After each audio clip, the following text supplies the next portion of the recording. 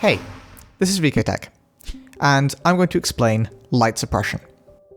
Light suppression is the act of preventing certain light updates from being processed, thus allowing you to have light sources in an area of complete darkness, or no light sources in an area of light. Before I explain how this works, let's take a quick look at how Minecraft processes stuff. 20 times every second, the world ticks, and this means that mobs move, redstone processes, etc. This only happens 20 times every second, but if the server is under lag, it may happen less. In order to have lag-free conditions, you need each tick to take less than 50 milliseconds so that you can fit 20 of them into 1 second. It used to be the case that lighting was processed as part of this tick. But the problem is, the light engine is kind of slow. So, if the light engine was taking too long, it would slow down the game and cause lag. To fix this, Mojang moved the light engine to a different thread. What that means in simple terms is that lighting and everything else can be processed simultaneously.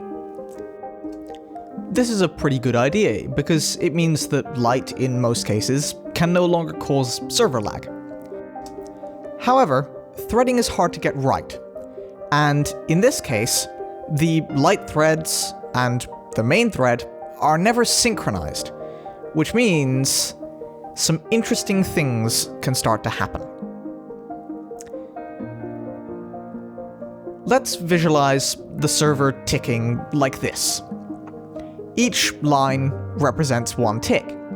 This is a bit fast though, so let's slow it down. Imagine that every tick, we move a large number of blocks, and this causes a lot of light updates.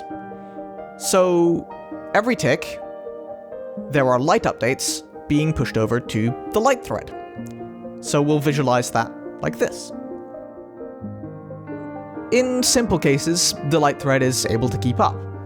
It just processes the light updates for that tick, and then waits for a bit until the ones for the next tick come in. But if we start increasing the number of light updates that we give it, it starts to fall behind. The light updates for one tick take longer than one tick. They take more than 50 milliseconds. This is the case where the light engine used to cause server lag, but because it's now threaded, it doesn't. It just lags itself. So the more light updates you schedule, the further and further behind the light thread falls, until it falls so far behind that it can almost never catch up. At this point, you can start doing whatever you want. You can place down a bunch of torches, remove a big roof, whatever. And if you stop the server, either by closing and reopening single player, or by just using /stop, or by crashing it, using update suppression or a similar method, the light engine will forget all about all those light updates that were scheduled. Anything that wasn't processed when the server stops just is lost.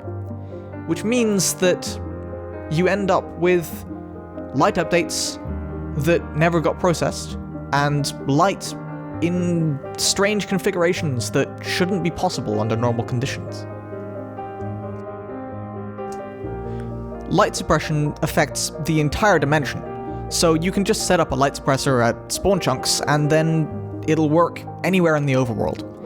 It's also recommended to set up a light suppressor far away from where you're actually suppressing the light, because it causes a lot of client lag, so unless you're okay playing at 3 FPS, you probably want it out of render distance.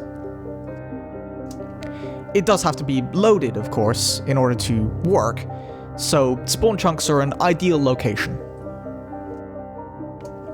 In the Nether, you'll have to set up a few permaloaders, and in the end, well, I hope you have an alt account. Anyway, that's it for this quick explanation. I'll leave a world download and Lightmatic for the current light suppressor design in the description. Hope you found this interesting. Let me know if you have any questions. Bye!